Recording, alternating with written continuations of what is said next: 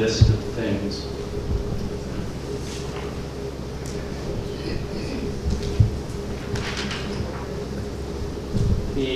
On page 26, towards the end, the conditions for approval.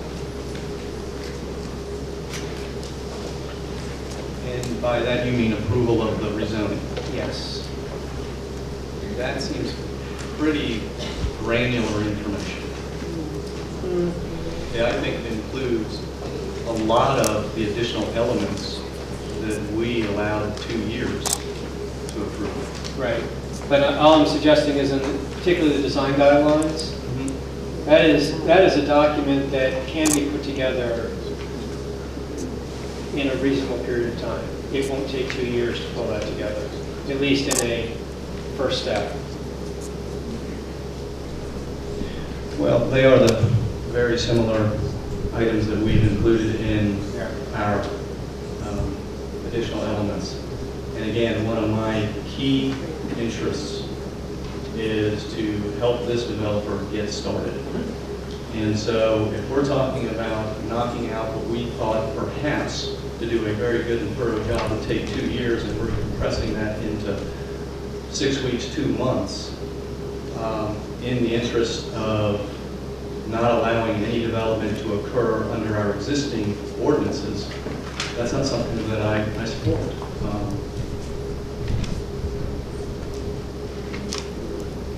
I want to be able to do both things at the same time. How do you protect natural areas at the same time that you're building buildings? I mean, it's like you're supposed to have more say and make it as a level. Well, I take comfort in Guidelines. I take comfort in my knowledge that there is only so many projects that will occur in the next 2 years. And as Mr. Lewis has stated, they're going to be in close proximity to the town because that's going to be the most cost-effective way for the developer to build the infrastructure. Those are practical realities that I trust and can rely on. So I don't think that in the next 2 years, we're going to lose hundreds of acres of virgin forest. That's what that is. Feel like we're going to have more say now than we have.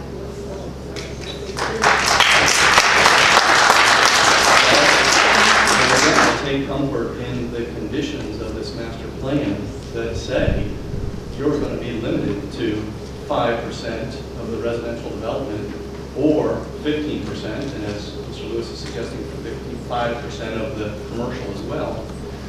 You're limited to that amount of development and unless you satisfy all of these other conditions in the next 2 years, your development is stopped. That is, again, another very practical, real governor on how much development we can do. I feel more safety in protecting the environment through the structure that we've created. And we had started, we just approved a solar farm this evening. That's part of Chatham Park. Bojangles is part of Chatham Park. We are starting construction. Well, it's on the property. But well, I think, if I understand correctly, what you're saying is design guidelines. You're not talking about rewriting our ordinances in the next 3 months. He's talking about guidelines. It's entirely possible. I'm not looking at them, so I can't see their facial expression, but it's very possible the developers have already started to work on it. Because as they convey property, they want a sense of consistency amongst projects because it's good for them to make sure that they're adhering to a set of higher standards as they transfer property to somebody else. So it's very possible that they've already been working on it or something that they can pull together fairly easily. Again, these aren't the most detailed elements, but in terms of dealing with these issues, I think they can do it. however, with that said, if we rush through these guidelines right now, part of the master plan strategy is for them to be well-considered guidelines that we may adopt into the UDO and apply town-wide. If we work on these in the next 2 to 3 months, we may do it in haste, and we may establish regulations in that district that we don't want to establish in our UDO. The idea was to have this merging of the best thinking that we could apply town-wide and within this jurisdiction. So that is, I don't want to rush something thinking of taking a bigger view of it and applying it to the entire town.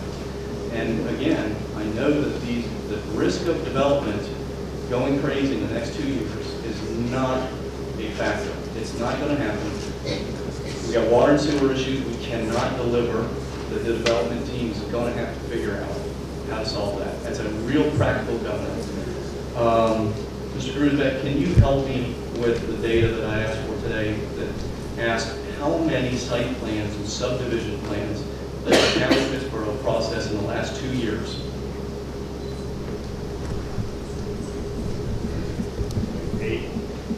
So 8 projects came through the door in 2 years. If we had 8 projects come through the door in the next 2 years, that'd be fine with me, working under our existing ordinances, while we work to a bigger picture of developing a broader view and co-opting some of their thinking and incorporating it into an overall plan. So that's my concern about rushing through the design guidelines in the